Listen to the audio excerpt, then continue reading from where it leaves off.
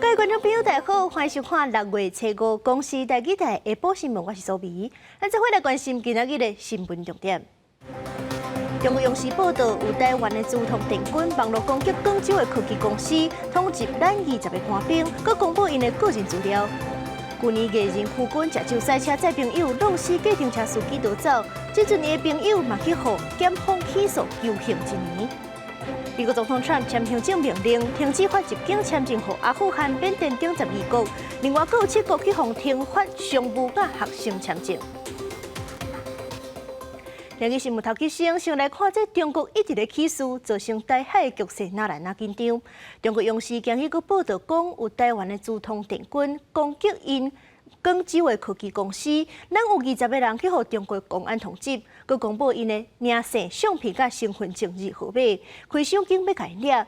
有学者是认为讲这是人质作战，不过嘛有立委烦恼讲，若这个个资是真的，会去影响到这个官兵的人身安全。中华经济紧张，中国官方媒体央视初5报道，讲中国公安掌控咱国军的资通电军，涉嫌网络攻击广州的科技公司，发布通缉咱国20位资通电军，并且公布因的相片、名加身份证字号，也有赏金，引起大家注意。近年来，台湾资通电军频繁对境内不同领域机构实施无差别网络攻击活动。无底线发动网络战，图谋窃取敏感数据。这是伫去年9月，今年3月了后，中共第3遍公布国军的资通电军的个人资料。央视也个引述调查报告，讲资通电军长期甲美国政治部门合作，对中国实施几多轻便的大规模网络攻击。严格惩罚合约无证。学者分析，中共挑工保护资通电军，操作人质作战，进行大内宣。台湾的资通电军其实技术本质非常的强，包括在2021年的时候参加美国举办的国际治安大赛，在14国54个队伍中荣获冠军，所以并不是所谓中国的这个公安所说的技术层次低落，这都暴露出这个中国公安刻意在栽赃抹黑的一个手段，竟然可以被他们找到我们20位姓名跟身份证号码，那表示我们的治安方面，我们国家安全的治安方面，这个部分有。应该是有做得很不够的地方。另外，中国国台办伫初5宣布，针对民进党立委新北乡的老爸新土城所经营的台湾钓鱼公司，甲中国企业有贸易往来，探取经济利益。中国是无允准台独顽固分子的关联企业伫咧中国募资，所以实施停改禁止合作。现在对中国来说，甚至是连呼吸就是台独。我们是在中南美洲做贸易的，其实它是向世界各国来下订单。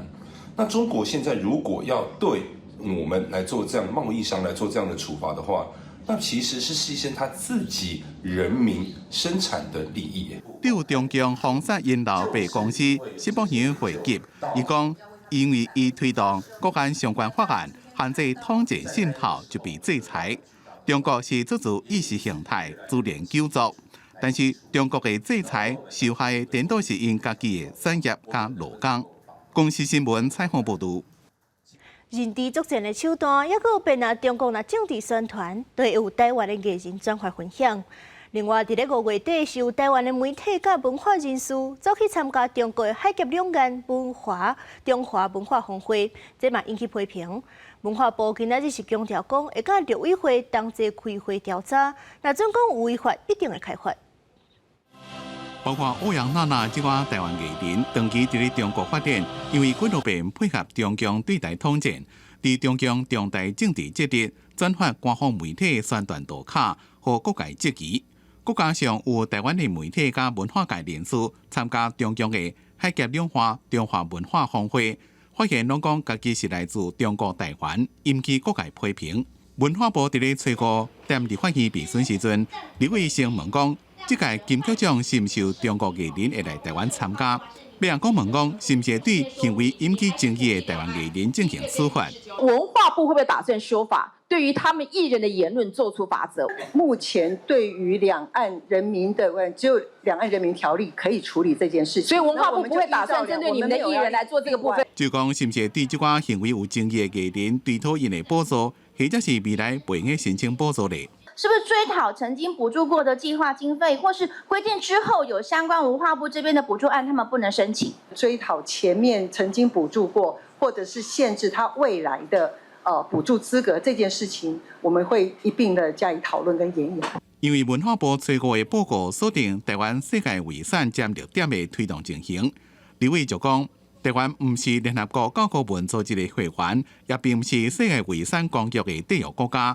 批评中国是上大的阻碍原因，这是一个很重要的原因。你刚才也说了，所以我想应该是国家应该以这边的中国关系的改善有做一个重点，要成为我们这个前提点。它第一个，它必须要先有文资法，或者是刚刚讲国家森林那个法，它都一定要先有另外一个法定的资格之后，它才能够谈第二步。文化部强调，会甲陆委会开专案会议进行行政查核，若是有违法，会依照两化条例来处罚。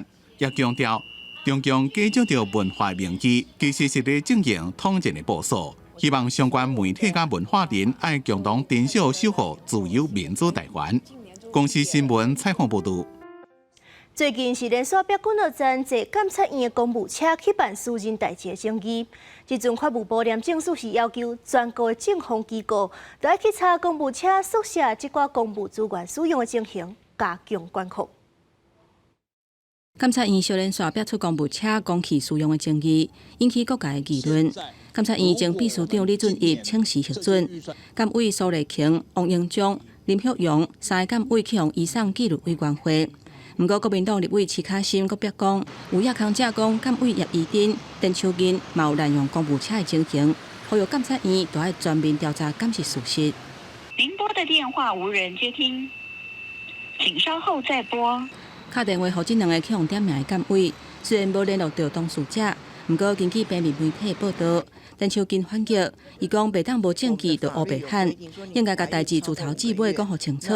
而且若要全面拢查，毋若是监察院的公务车，民众党要推动废除监察院，若有机会会请立法院长韩国瑜召开修宪委员会。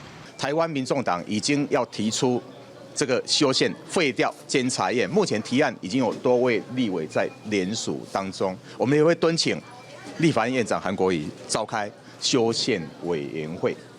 民众党团嘛提出数据，监察院法定的员额干那550位，不过首长的专用车数量是行政院的2倍，是立法院的6倍。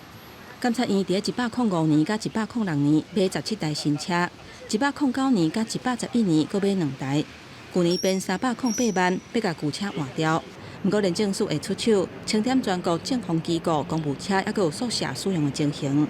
不仅仅是公务车，甚至是包括这个宿舍的使用，或者是公发的笔电、平板等等，我们都希望说，可以做这个正确的使用。最快是在下周就可以召集相关的人员共同来检讨。我们希望尽快可以把这个访谈指引制作出来，然后给全国各机关使用。廉政署要求全国的政风机构甲各政府机关，就公务车使用的规范定好清楚，看敢是有侪年来无调整，已经无下即马使用的所在，赶紧来修正。公司新闻台北报道。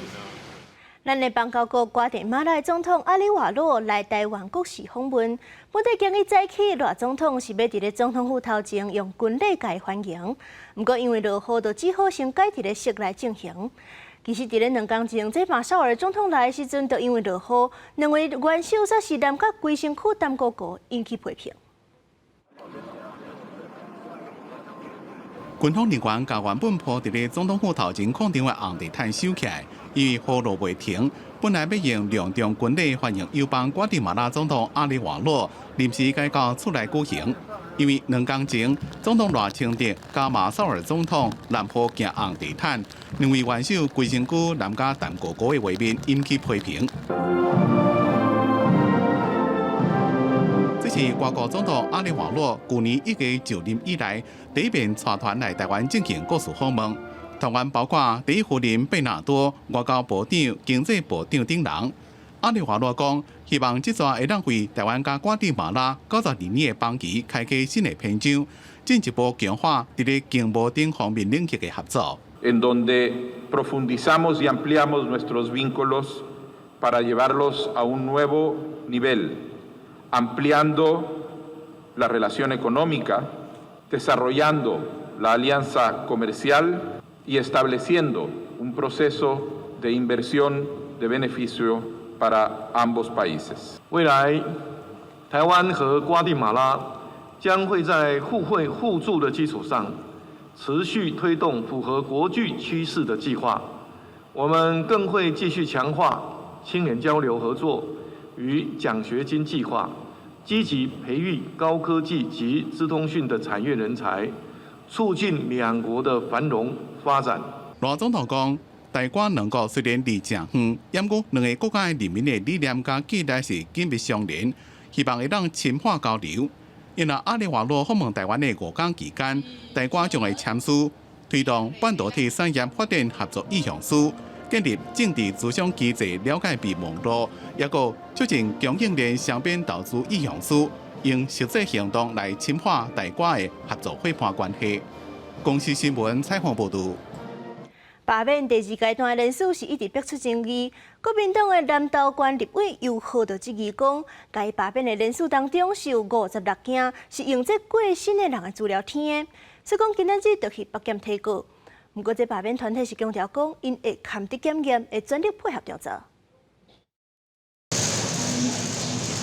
去北检市联提告，国民党南投县立委尤浩质疑中选会资料，伊的罢免案第2阶段人数有56件死亡的人数，所以甲罢免团体告，个因涉及违反告诉法，伪造文书定罪。他们都说是一笔一画，还来自己去签出来的联署，在死亡联署还高达56位，是南投第一高。当他们一根手指指着别人的时候，4根手指指着自己。尤浩批评进前检调大动作，将办罢免绿营立委的团体，涉及幽灵人数，希望伊提告了后，检调嘛当用同款的标准来检视罢免蓝营立委的团体。不过罢免团体回应讲，未来会全力来配合检调的调查。不过嘛强调讲，因是防考袂倒的。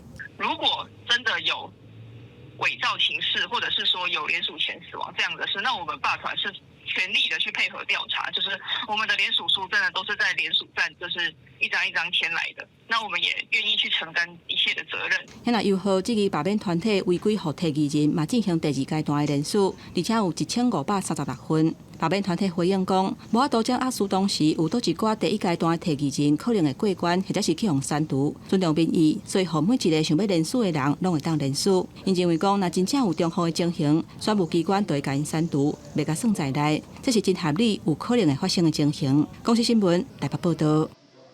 接落来，换来看真台北市长郭文哲经花城案件，台北地方法院今仔日搁甲提审验证不甲证据。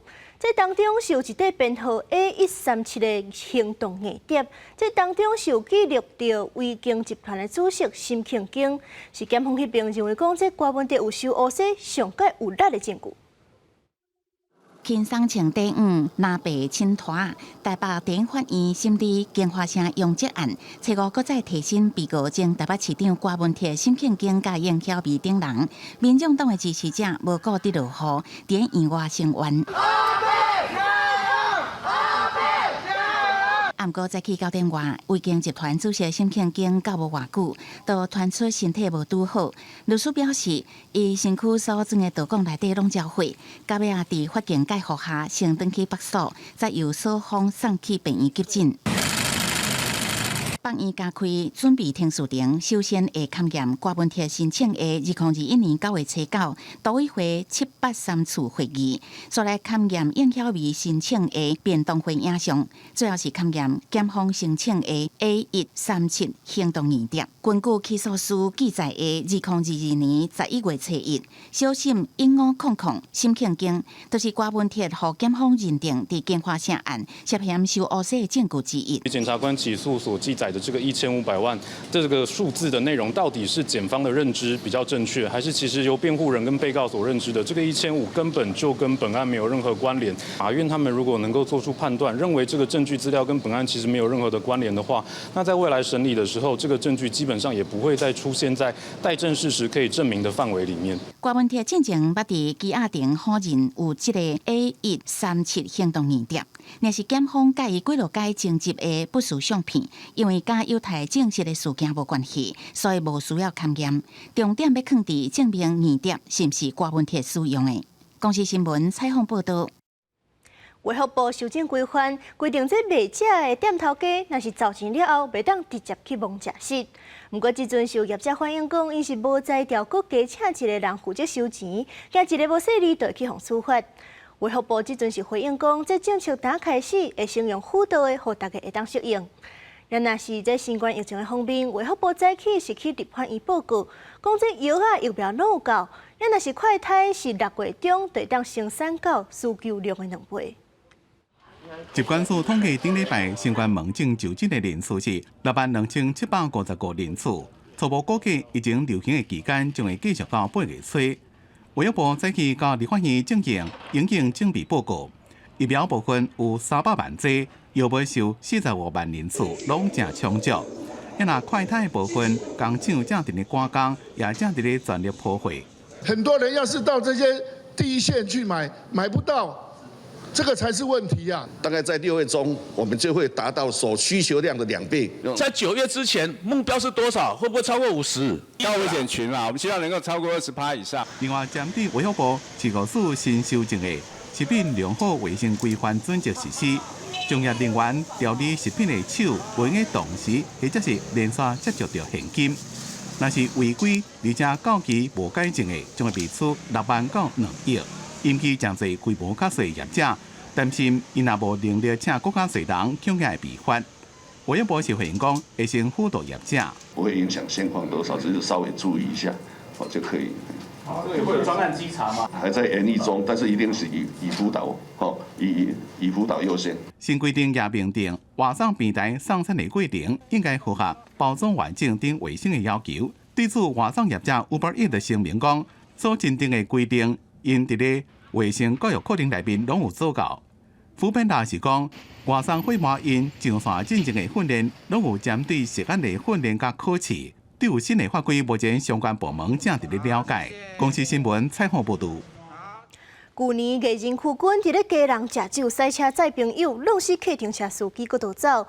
家人地检署5月是照过失致死罪甲起诉，即阵伊的朋友嘛去互检方起诉，求刑1年。针对邱男开车前有没有喝酒，当天有没有撞到人等，对案情属于重要关系之事项，均虚伪谎称不知道、不清楚。经检察官调查讯息等相关证据后，发现被告说谎，虽经再三劝告，被告仍执意为了维护邱男而虚伪作证，混淆检警的侦查方向。检察官侦查终结后，依照刑法伪证罪之规定，对之提起公诉，并建请法院量处有期徒刑1年。区军食酒赛车载姓黄的朋友，调查期间，迄个姓黄的朋友是一直讲伊嘛食酒醉，啥都毋知。不过检方认为讲伊是为了维护区军，假也毋知的，所以讲检方是依照伪证罪改起诉，求刑1年。镜头换来看，新北市三峡顶个月30-12伤的车祸，是互大家更较关心过路人的安全。新竹有民间团体昨暗就伫咧下班时间发起追思活动，希望大家爱继续重视。手机写交通安全口号甲蜡烛行伫大路，提醒来来去去的车辆注意过路人安全。由民间团体所发起的追思活动，吸引不少民众主动参加，用行动来呼吁大家重视交通问题。过马路的时候都还蛮难过，就是可能有时候车未必会让你，或者是你其实已经走到一半了，车还是会直接冲过来，就会有一种。我到底是今天是来上学的，还是来玩什么大逃杀之类的？在我过马路的时候，一直不断的往前进逼，这些我觉得都是很具体的，就是对于现在的行人环境其实还没有很友善的证明。主办单位指出，活动除了悼念新北车祸的罹难者以外，主要是希望引起大家对交通安全的关心，也呼吁台湾应该提升驾驶人的专业训练，避免悲剧再再发生。包含从我们人行道的建设，或者是行人优先区的设置等等，这些要营造一个连续、平整、舒适的一个人行环境。另外，也要从我们的教育开始着手。包含我们的国民教育，还有驾驶人的教育，例如用路人位阶，也就是说伤害力越大，他责任越大。活动中，佮安排大家伫现场为新北车祸罹难者进行默哀。也若针对三劫的车祸，虽然赛车的78%有的驾驶已经死亡，警方调查了后，认为伊赛真凶嘛无打洞啊，也是依照杀人罪、伤害罪等等罪嫌，移送检方侦办。记者杜君和新竹报道。内政部推动中正路改名是引起争议。屏东县议员的黄明宪是伫咧议会质询的时阵，认为讲若是屏东的中正路要改名，就要开200多万，成本伤过悬，根本就是吃饱换腰。不过屏东县长周春美是表示，会照法律甲中央的政策，嘛会加听地方居民的意见，目前是还未启动改名。屏东的中正路敢有要改名？屏东县议员黄明宪伫车时总质询指出，初步估算敢若是换门牌、身份证、户籍资料等等的基本行政作业，费用就要开将近232万左右。伊认为伫这个时间点推出改名政策，实在是吃饱换腰。不过屏东县长周春美并无认同这种的讲法。这个就像我这边写的，也是很多我看到网络上大家心声，这不是都假扮换腰吗？啊，为什么要搞这个啊？有这么多事，如果中正路要改名，我记得我们也有中正里啊，我还是念中正国小毕业的。阮无假霸啦哈，别讲假霸换腰啦哈。我们的屏东的一般性的补助款，因为立法院删了整个中央的这个预算，大概600多亿要用统删，所以屏东是删了52.5亿。我们今麦是头壳冇那些啦。议员表示，敢若是屏东市的中正路、沿路7个里的里长对改名态度拢是较保留。规个屏东县就有超过21000人的户籍设伫中正路，若真正改名，民众恐惊要开时间处理证件甲换门牌，对生活一定有影响。县长周春美讲，一定会参考居民的意见。不管最后要不要去中正路除名，我想这一段的历史，这一段的过程，就是非常值得我们珍惜的。我们也会综合乡亲的意见，还有我们现在行政的量能、资源的量能，来决定这样的政策到底要执行到什么程度。周春美强调，促进转型正义条例是民主社会最后一里路。全台湾有这么多中正路，这是威权时代的象征。大家袂当袂记哩历史，伊会搁深入了解乡亲的看法，做出上符合大众的政策。记者柯炳哲，屏东报道。桃园一间高中的数理自由班，那像是发生老师霸凌学生的事件。这学生是伫咧网络看文章，讲家己去互老师讲话侮辱，已经有20多个人想要转班。即阵这校方是回应讲，已经咧调查。看起来正平静的高中学校传说，数理自由班的老师敢若是霸凌学生，伫咧网络顶破文讲，老师们以上学迟到上课讲话排名无达到标准，还是态度无好的理由靠数学的成绩，一个讲话侮辱学生。代志伫咧网络顶愈传愈大，连其他班的学生也听到这件代志。我觉得他教的还蛮认真，但是可能有些言语上面可能比较。就跟那同学讲的一样，比较激动吗？还是什么的？他们班导感觉就是比较严格，然后口语上就是对他们说一些不太友善的话，像是你也没用啊什么的，然后就觉得侮辱到他们。比如说你上课迟到的话，然后他就会跟你扣分，扣数学评成绩，但这2个是没有关联的。当时学生讲，即马规班已经有20几个人想要转班。也讲有一寡同学不甲学校甚至教育局投，也毋过拢无结果，只好用网络来发声。学校的书面回应讲，已经完成校案通报，开校事会议，进行调查相关事情，会好好处理所落来代志，要去这班说明学校处理的情形。特别责请学校要改进老师的相关教学辅导及班级经营的情形。对学生检举，教育局是讲，已经要求学校爱秉公处理，确实正经查处甲检讨。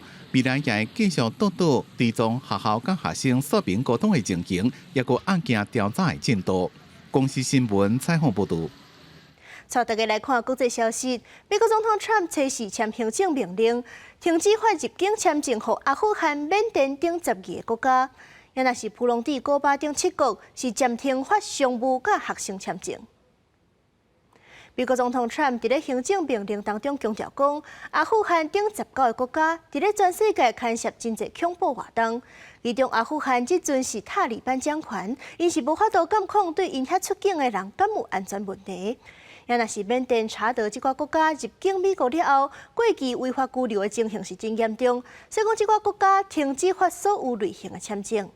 另外，普隆蒂甲法国等7国是停止发商务签证甲学生签证。另外，针对全世界要入境美国的，若是因的活动内容甲哈佛大学有关系，签证嘛严格审查。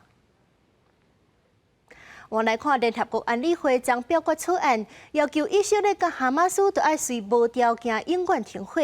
这是有14个国家赞成，不过美国是单用好寡权，所以讲草案永远是无法度通过。除了战火威胁，这欠物资的问题是加沙上界严重的。目前超过200万人要求失踪。这红十字会就讲，这加沙的情形是比地角更加凄惨。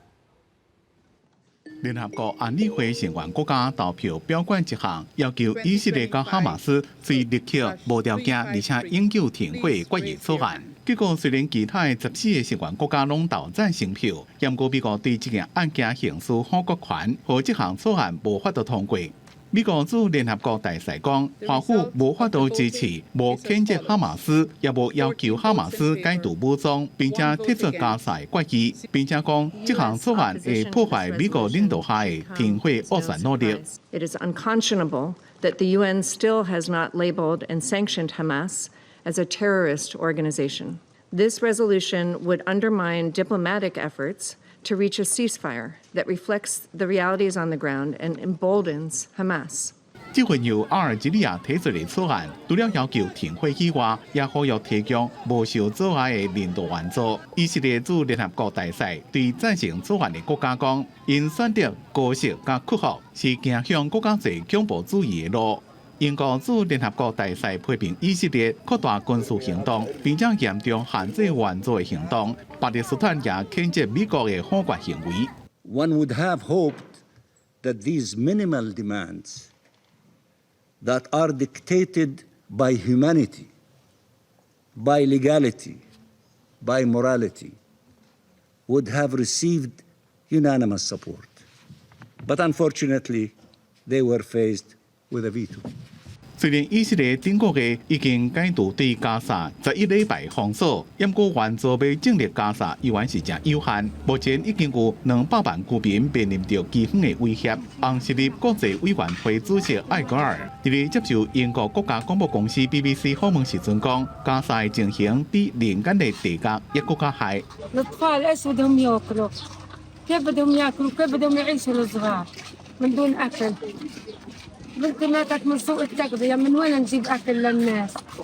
وهم عايزين ناخذ الطبيخ وخلص الطبيخ، بدنا فش الطبيخ خلص الطبيخ، كيف بدهم يعيشوا الصغار هذول الأطفال؟ 艾格尔伫咧4月时阵就捌讲，加沙是邻近的地角。根据加沙卫生部的资料，已经有超过54600人死亡。伊呼吁国际社会采取更加侪行动，帮助改变加沙目前的局势。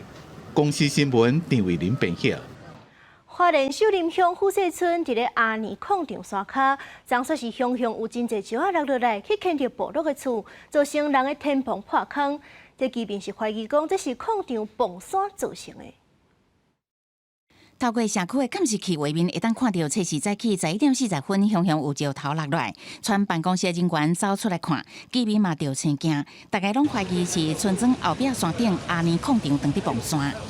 从那边开始哦，会到这边了，那么远，那么远，对，那威力很大哦。对对对。小朋友都在这读书，很容易被吓到。万一是否长在幼儿园，那很后果，很是想他。经过初步勘查，护照头讲到的所在，包括集会所、停车场、民家、人行道，拢总6位。离后壁山顶的空场差不多400公尺。部落随召开紧急部落会议，要求阿尼提出说明甲后续的解决方案。亚尼坦诚是他们在炸山的时候是人为疏忽造成的。他是每天都有在炸山，他炸山的时段是11点半到12点。你到底怎么去解决？我们要听听部落的声音，以后我们再来做一次的决定。阿尼调查了后表示，因为爆破威力敢若25公尺，石头未喷出去。不过测试的事件是因为矿区下骹边有部分桥位，结果爆破人员无算好火药利用者安尼。我们在那个最后一道的那个装药前的药量控制没有控制好，那因为这样子的疏失，所以造成零星的飞死。那我们针对这样的事件，我们公司已经针对这个承揽商，在装药作业前去加了2道的那个管制措施。好甲在规个事件无人员受伤，阿尼强调未来火药量会要求厂商都爱得到阿尼相同检核才会当放。矿场会先停工3天，并对受影响的住户发放礼金，嘛会负责后续的赔偿。公司新闻采访报道。台南中德路昨暗有一只白烧轿车，唔知安怎冲去弄到路边，弄断消防栓，佮烧连续弄倒3台奥多拜。这赛车50多岁驾驶是继续驶进前，一直到有民众甲早，伊才停落来。这警方目前是咧查讲，这代志到底是安怎发生的？监视画面当中，白烧轿车向路边冲来，连续弄倒顶仔卡的机车，但伫弄倒3台机车进前，其实驾驶阁弄断路边的消防栓，造成大量的水喷出来。重击声啊，3声，然后就看到消防栓整个倒地，然后整个水就是往上喷的，这样比例蛮大的，因为它整个消防栓是整个感觉像连根拔起的感觉。路边乱糟糟，阁有大量的积水。事故发生伫初时暗时，台南中德路南向北路段，看到的店家表示，肇事的驾驶医术精神无盖好，无注意到弄到物件，阁继续向前开。有看到现况的部分，然后过去追肇事者，他后来有追到，那当下他下来的时候也精神有点恍惚，就是不知道有撞到。初5透早来到事故现场，防弄派的消防栓已经移除。消防局表示已经自记并通知自来水处。加在虽然消防栓甲机车毁损，但无人受伤。警方接到通报到场处理。50几岁长势驾驶无酒驾。不慎碰撞路肩消防栓后，再碰撞骑楼3部重机车，致生交通事故。经警方到场及时处理，当事人酒测值为0，无人受伤。丢男的肇事原因，搁要等警方厘清，但无注意到发生事故就开走，已经涉及肇事逃逸。警方会依法开单举发，嘛提醒驾驶开车要注意车前的状况，唔通分心，并保持安全距离，确保用路的安全。公司新闻陈环宇、陈显坤台南报道。嘉义布袋宝新桥附近的排水管，最近是去互看到讲是有这乌烧烧的垃圾水直接流入大海内底。这环保局查落，确认是一般的生活废水，毋是啥物工厂乌白流的污水。这讲当地里长就解释讲，这是咧抽水的时阵拉到下骹的烂土，这水才会看起来落落。乌烧烧亲像木只共款的垃圾水，透过排水沟拢流入大海去。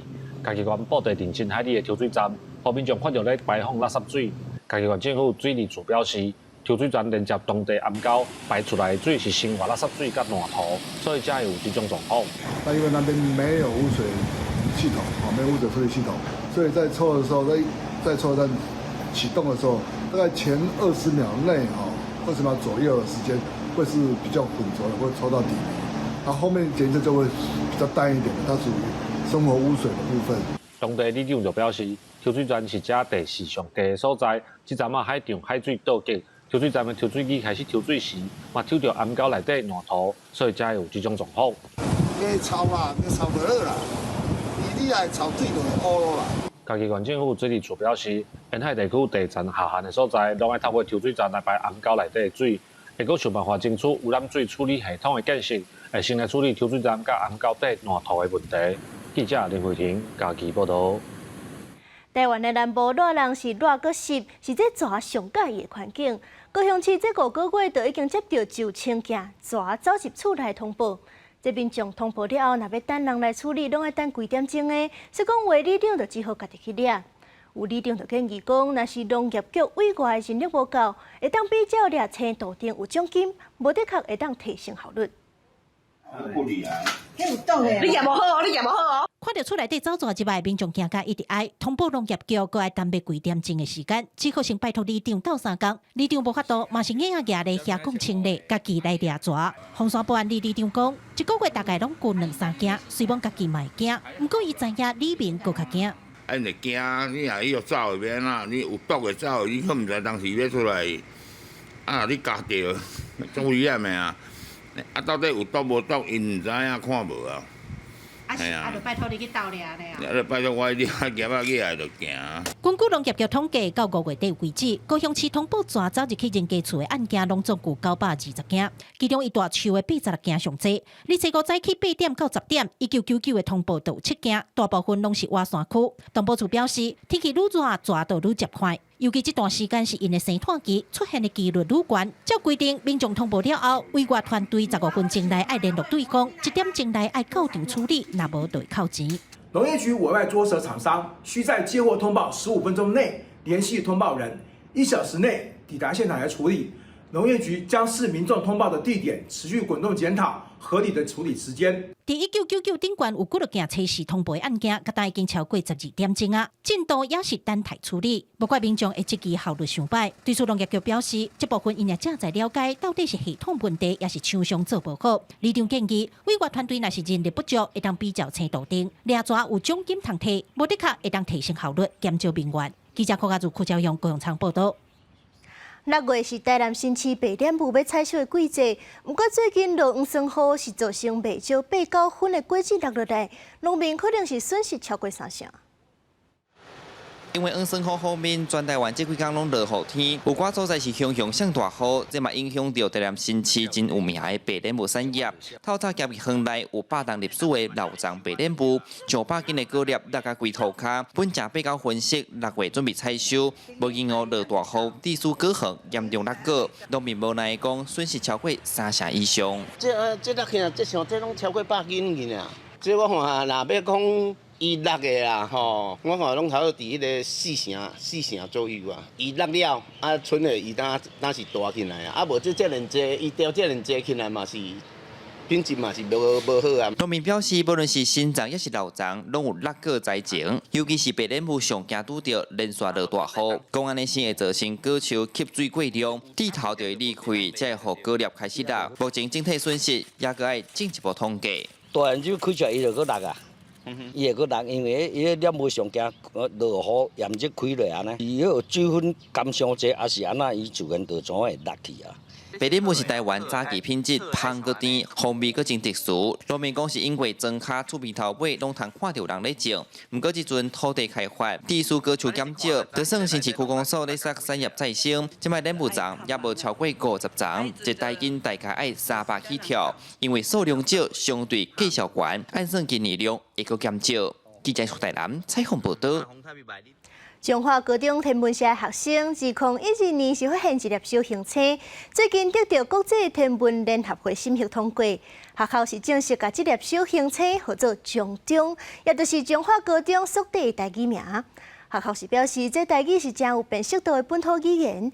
这粒中中小行星除了纪念学生伫遮读册日子，嘛希望互国际会当认捌台湾。乌白闪烁的光点，这是用1.8公尺的千里镜加1.4亿画素的电子相机翕出来影像。其中有一粒编号551082的小行星，是中华高中天文社的学生伫2012年发现的。这阵正式号名做中中。阮足感谢迄中中互阮的资源。其实做着高中拢无这种资源的，非常幸运，就是读到彰中。上艰苦就是中昼大家拢困，下课了大家休困，还是大家读册的时阵，阮搁伫遮继续拍拼。中央大学天文所2012年发起台湾高中生参与国际天文超撮联名的小行星超撮计划。中华高中嘛有加入计划，学生利用伫夏威夷的千里镜传过来影像资料比对，观察年外的时间，才发现这粒551082的小行星嘛真难得有这个机会替551082号名。按照国际惯例是讲，这个是倒一个蒙案件发现的，因的单位才有资格去号名。即摆这个机会是最难得是讲爱萨克号名的机会，互咱参加的这个学校。经过13年国际认证了吼，今年5月，甲咱通知讲，咱会使来名这个小行车的名，因就表达对学校的爱甲感恩，甲这粒小行车号做奖章。学校表示，台语是学生平常时的生活语言，所以这边特别用台语将中落去号名这粒小行车。除了纪念学生伫学校读册日子，嘛希望用有辨识度的台语，和台湾的本土语言伫国际甲天文界闪示发光。记者杨淑晴综合报道。云林虎尾回来里有一间肥料工厂是臭面膜，这民众挡袂掉去订正了后，环保局去检测，臭味确实超过标准。而且这间工厂佫无登记，所以讲以上违法行为，除了去互罚钱，嘛去互下令停工。肥料工厂的车无用载出载入，甲器材送出去。这间伫云林县虎尾镇回来里的生物科技工厂有做饲料肥料，不过最近互检举有臭味，附近民众强要挡袂掉，希望环保局加强稽查，要求改善。这内底啦。嘿，因是咧做啥？你敢知？伊讲是讲做肥，要熬好臭的安尼做肥啊，做成我唔知，伊要你做我到拢袂变，挡袂掉。我们这边跟A针台线上面味道都很重，我们已经跟那个环保局澄清很久了，他们都有来稽查，不过伊嘛拢无改善啊。云林县环保局表示，接到议员甲民众陈情，环保局稽查人员伫5月20日去工厂上边做摆味污染采检，检验结果超过排放标准值，照空污法会甲罚10万块以上2000万以下罚款。那我们经办理这个联合稽查。做这1月采样的结果发现有超标的状况哈，那目前依照空污法违反20条的规定，来裁处10万到2000万的一个罚款。另外检测处发现这个堆肥厂并没有工厂登记，那当场立即勒令停工。环保局表示，除了发现肥料工厂无登记，已经要求停工，也查到工厂内底有囤废弃物的所在，违反废弃物清理法相关规定，会搁罚6000块以上300万以下罚款，要求业者限期清除。公司新闻综合报道。宜兰圆山望龙比是当地正出名的景点，不少游客是专工买饲料去遐饲鸭饲鱼。不过，公所是发现讲，这游客饲料就甲这粪扫黑白片，造成环境垃圾里落，所以讲就决定要甲鸭刷走。不过有民众认为讲，这环境垃圾是人的问题，甲鸭都无关系，而且甲这寡鸭刷走，恐惊来观光的人卖减少。民众摕饲料伫圆山的望龙比饲鸭，未来这款的景象恐惊是无得看，因为圆山乡公所最近公告，按3月初5开始甲这个鸭刷走，而且要规个清理。这个鸭收来收去，平常时拢是食游客饲的饲料。附近嘛当看到袂少咧卖饲料的单位，不过看到公所的公告了后，部分的游客烦恼讲，未来恐惊无游客会过来望龙比。担心会没游客这样。对啊，你到时候你连这个都没有的话，那到时候游客也会没有的啦。环境会感觉就吵的嘛。我就唔捌行街去被吵。民众希望讲公所应该加强管理，唔是甲这个鸭刷走。不过，有部分的人认为讲，当地卖饲料饲鸭的行为，确实互环境变较垃圾，嘛有袂少粪扫。如果在6月5号之后的话，我们可能就会与动防所协议说，我们是不是要把这些鸭子再另外移植到别的地方。圆山乡公所表示，望龙比的鸭那像是有民众掠去放的，加上一直生团，数量愈来愈多，对当地环境造成冲击，才会要甲刷走。嘛希望讲，这个鸭若是有人饲的，会当家己来甲因带走。公司新闻宜兰报道。台东绿岛出名的畅水点小丑岛，是啥真侪游客去看小丑仔鱼，也有选乌搭。不过4年前，绿岛南寮渔港的爆花征收，就造成沙石仔流往小丑岛，甲这选乌搭砍掉咧，鱼就拢无去。官府即阵已经暂停施工4年外，海底生态总算慢慢恢复。咱做伙来看。109年，绿岛南寮渔港做爆花修建的工程。不过施工单位无注意到海底生态，造成附近小丑岛的畅水点，因为施工大量扰动海底的沙石，选乌搭去有真侪沙石仔砍掉咧。选乌搭的生态是损得较真严重，海灵嘛死亡，三脚牛仔嘛无得看。在109年，其实有很多的因素，包括了码头工程以及当年有很多的一些强降雨，造成很多的泥沙冲刷到这个海里那造成这个泥沙覆盖其实非常严重。事件发生了后，县府暂停施工。东海华国家风景区管理处委托台湾选乌大学会做4年外检测。今年4月，研究人员发现讲，小洲岛的海冷大量西脱，真水色的沙卡牛嘛转来啊。研究人员讲，自然生态只要莫阁有人为的干扰，加上好好保护，生态链会家己修复。海葵恢复的不错海葵7、8成应该有，然后小丑鱼有回来一些，但是感觉数量还没有像以前那么多，但是目前过得还蛮好的。东管处表示，透过长期监测小洲岛恢复生命力、呈现生态自然修复时间的长度，这数据会当提供参考。不过，即马绿岛南寮渔港搁一届咧施工，专家呼吁县府伫咧施工进前甲规个过程，拢爱做好生态检测，小洲岛较袂搁受到损伤。公视新闻台东报道。婆婆医生也就是出国学期考，转来台湾做医生。不过，这款方式煞是去影响到本国的医学生的权益，引起争议。这起因就是卫福部去年放令外国学历也有实习的要求。所以讲，今仔日立法院开公听会，卫福部就强调讲会参考各界的意见，尊重立法院的审议结果。卫福部去年11月底公告修正医师法施行的细节，去予起考团体质疑讲，是大幅度放令认定外国的学历，参加咱国医师国家考试学历审核的条件。本土小起考联盟表示，新制若通过，未来会冲击台湾的医疗，嘛会造成考选制度不公平。像我这样的孩子，有没有一个机会可以苦读翻身，还是以后都要靠钱才能够来铺路当医生呢？我们等是权贵，我们很可怜，我们是弱势啊。我们的小孩子这是我的国家考试我的第1阶段考完之后，我要考第2阶段怎么会有这么无良的政府？不过，医界嘛有无共款的看法。根据国卫院的调查，目前咱国西医师甲起考医师等等10类的医师人力充足，不过有分布无明显的问题。卫福部嘛指出，114年全国也是有157个起考医疗资源无够的所在。医界认为讲，然后才会提外国学历的医师来补这的课，嘛是一种方式。如果这些医生愿意去台湾的医生不去的偏远地区，这就无法度。你家己的医生都不爱去，人要去，你一定要给他一个优惠。教育部103年就颁布了一个采认办法，我们里面所有的文字都是把那个采认办法挪过来这里。因为婆婆医师的争议要持续咧拖，都连医界立场嘛无共款。立法院初5早起召开公听会，卫福部强调讲，因为这件代志涉及教育部、考选部甲卫福部3个部会，会参考各界意见，嘛会尊重立法院最后审查甲审议的结果。公视新闻台北报道。因为特殊的原因，无法度踮伫本身的家庭，也是原本学校的囡仔，要接受安置暂时转学。这法律是有规定，这学校袂使拒绝。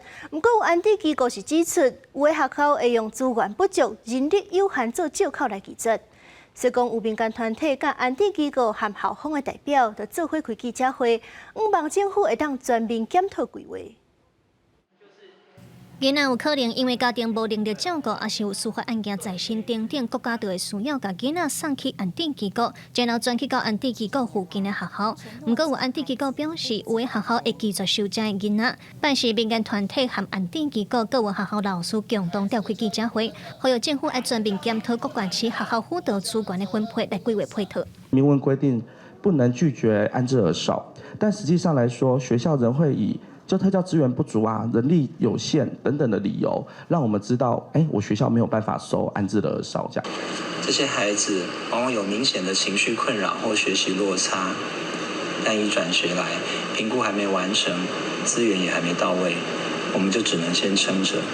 也不是我们不愿意照顾，而是手上真的没有任何工具。有民团指出，政府和公司立的安置机构的资源也有无平等的问题，甚至有的县市会将需要安置的儿少通报量来看做学校的绩效评比。认为学校的通报量很多，是不是代表学校办学不力？那我们认为这已经偏离了保护的初衷。民间团体安置机构也有学校三方所提出的各种问题，因希望政府要提出完整的规划。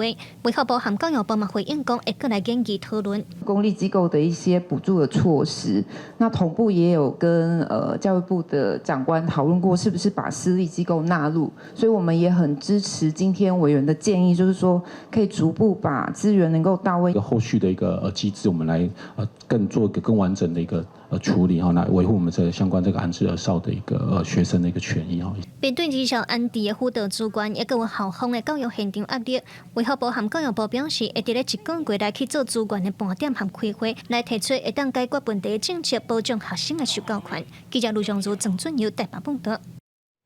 2025年世界博览会伫咧日本大阪举办。虽然咱台湾是无法度用国家的名义参加，不过民间团体是发起台湾家己管的计划，要用创意甲行动，互世界看到咱台湾。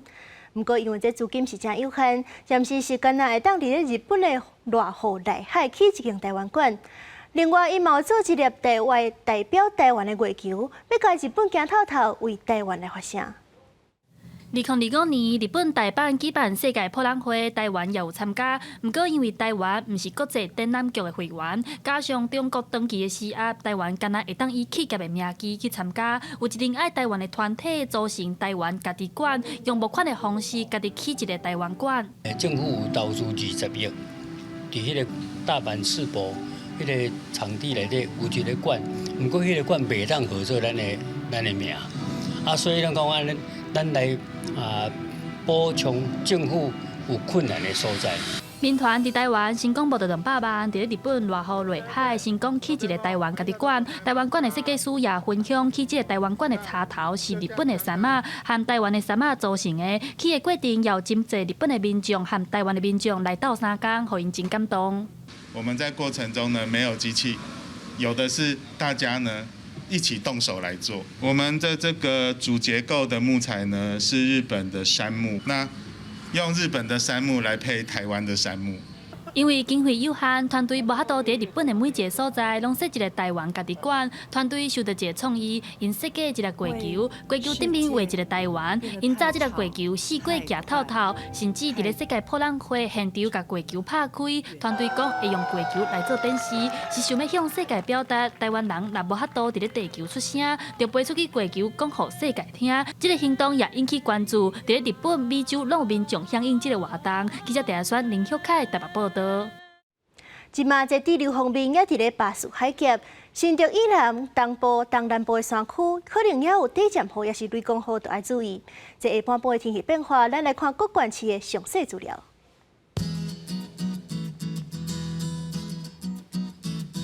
北部地区26度到28度，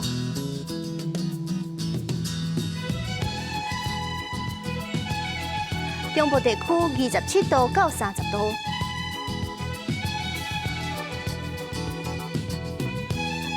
南部地区28度到31度，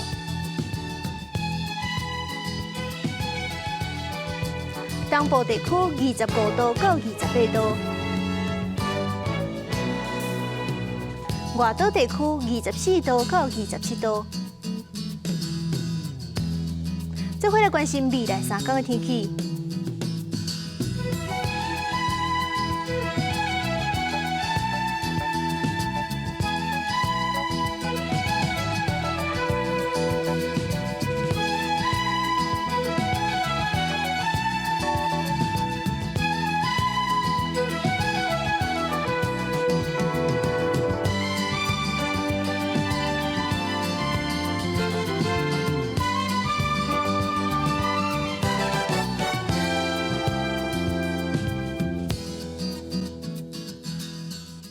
感谢你收看《公视台语台下晡新闻》，我是苏眉。咱明仔载下晡3点再相会。